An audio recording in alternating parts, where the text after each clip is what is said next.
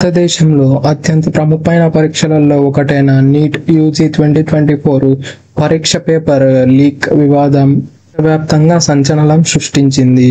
వీడియోలో మనము ఈ వివాదం వెనుక ఉన్న నిజాలు, రాజకీయ ప్రభావం, విద్యార్థుల ఆగ్రహం మరియు న్యాయ వ్యవస్థ స్పందనపై వివరంగా వివరించబోతున్నాం ఈ రోజు.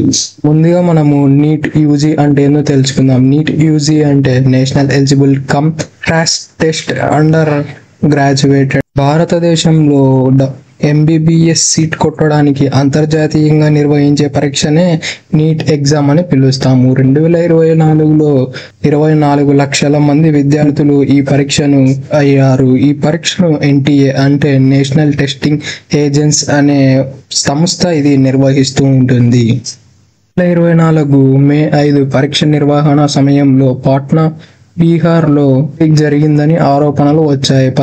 పోలీసులు ఈ పేపర్ లీక్ సమాచారం ఆధారంగా ఏకంగా 13 మందిని అరెస్ట్ చేశారు. అందులో 13 మందిలో 4 పార్టిసిపెంట్స్ కూడా ఉన్నారు. అంటే ఎవరైతే స్టూడెంట్స్ ఉన్నారో, ఎగ్జామ్ రాశారో అందులో 4 కూడా పోలీసులు అయితే అనుమానాస్పదంగా అరెస్ట్ అయితే చేశారు. ఎవరైతే ఉన్నారో ఈ పేపర్ ని పొందడానికి దాదాపు 30 నుంచి 60 లక్షలు కట్టినట్లు పోలీసులు అయితే ఎస్టిమేటెడ్ గా చెప్పారు. అందుకే ఇది ఇంత సివియర్ గా ఉండడంతో దీన్ని పోలీసులు సిబిఐకి అయితే అప్పచెప్పారు. ఈవెన్ కోర్టు అయితే అప్పచెప్పింది.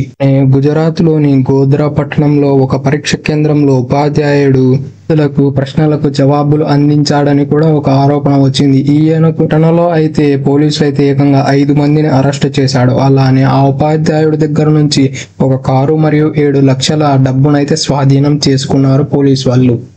జూన్ 4 విడుదలైన ఫలితాలలో 67 మంది విద్యార్థులు అయితే పూర్తి మార్కులు సంపాదించారు. అయితే గత కొన్నేళ్లుగా అయితే ఇది అసాధారణమైన రికార్డ్ అని చెప్పుకోవచ్చు. ఎవరే కానీ ఇంత హై యూజ్ ఎక్స్పెక్టేషన్స్ తో మరియు అంత మంచి మార్క్స్ తో అయితే అసలు ఎవరే కానీ పాస్ కాలేదు.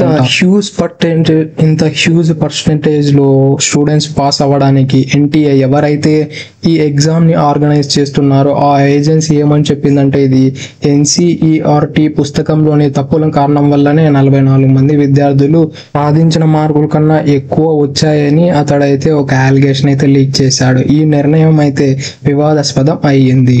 కొంతమంది విద్యార్థులు అయితే 718 లేదా 719 మార్కులు అయితే పొందారు. పరీక్ష మార్కింగ్ పద్ధతికి విరుద్ధంగా ఉంది. ఎన్టీఏ ప్రకారం అయితే ఈ మార్కింగ్ లో తప్పులు ఉండడం వల్లనే ఏకంగా 1563 మంది స్టూడెంట్స్ కి అయితే అన్యాయం జరిగిందని ఎన్టీఏ అయితే ఇంకో పెద్ద అలిగేషన్ అయితే వేసింది. ఎవరైతే ఈ 1563 మంది స్టూడెంట్స్ ఉన్నారో వీళ్లకు మళ్ళీ పరీక్ష నిర్వహించాలని ఎన్టీఏ అయితే ఒక అలిగేషన్ అయితే వేసింది. ఈ పేపర్ లీక్స్ వివాదం పైన అయితే వివిధ హైకోర్టులలో మరియు సుప్రీంకోర్టులలో పిటిషన్లు అయితే దాఖలయ్యాయి. జూన్ 23న సుప్రీంకోర్టు నీట్ యూజీ 2024 పేపర్ అయితే లీక్ జరిగిందని నిర్ణయించింది.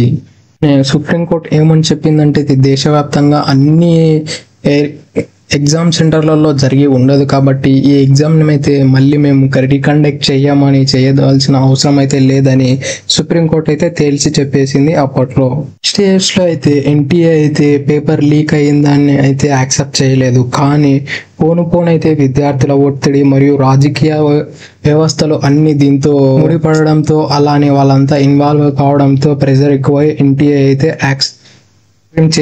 సుప్రీంకోర్టు చేసేదేమీ లేక సిబిఐకి అయితే అప్పచెప్పింది ఈ కేసుని. అలా డైరెక్టర్ అయిన సుబోధ్ కుమార్ సింగ్ అయితే పదవి నుంచి తొలగించేశారు. రాహుల్ గాంధీ, ప్రియాంక గాంధీ వంటి కాంగ్రెస్ నాయకులు ఈ వివాదాన్ని అయితే ప్రభుత్వాన్ని తీవ్రంగా విమర్శించారు. విద్యార్థుల భవిష్యత్తులు ప్రమాదంలో పడిందని వారైతే పేర్కొన్నారు. కాంగ్రెస్ లీడర్స్ పరీక్ష ఫలితాలు విడుదల అయిన తర్వాత విద్యార్థులు అయితే సోషల్ మీడియా ప్లాట్ఫామ్స్ లో నీట్ స్కామ్ అలానే రీనీట్ అనే హ్యాష్ ట్యాగ్స్ అయితే ట్రెండ్ చేసి పడేశారు. అలానే ఢిల్లీలోని జంతర్ మంతర్ వద్ద విద్యార్థుల సంఘాలు అయితే నిరసనలు నిర్వహించారు. ఏబీవీపీ అలానే ఎన్ఎస్యుఐ వంటి విద్యార్థుల సంఘాలు అయితే సిబిఐ విచారణ అయితే డిమాండ్ చేశారు. యూజీ 2024 పేపర్ లీక్ వివాదం విద్యార్థుల భవిష్యత్తుపై తీవ్ర ప్రభావం అయితే చూపించింది. ఈ ఘటన పరీక్షల నిర్వాహకులతో NEET UG 2024 paper leakage case సిబిఐకి అయితే అప్పగించారు. ఈ కేసులో ఇప్పటి వరకు 36 మందిని అరెస్టు చేశారు. వీరిలో పలువురు విద్యార్థులు ఉన్నారు. అలానే కొన్ని విద్యార్థుల సంఘాలు కూడా ఉన్నాయి.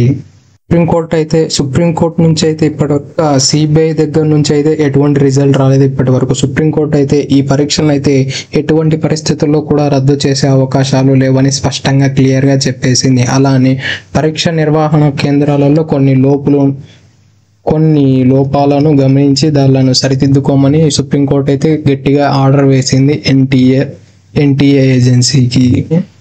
పేపర్ లీక్ కేసులో సిబిఐ విచారణ అయితే ఇంకా కొనసాగుతూనే ఉంది. That's it for today. ఇలాంటి మరిన్ని వీడియోల కోసం మన ఛానల్ సబ్స్క్రైబ్ చేసి డైలీ ఫాలో కండి. Thank you for it. Have a nice day.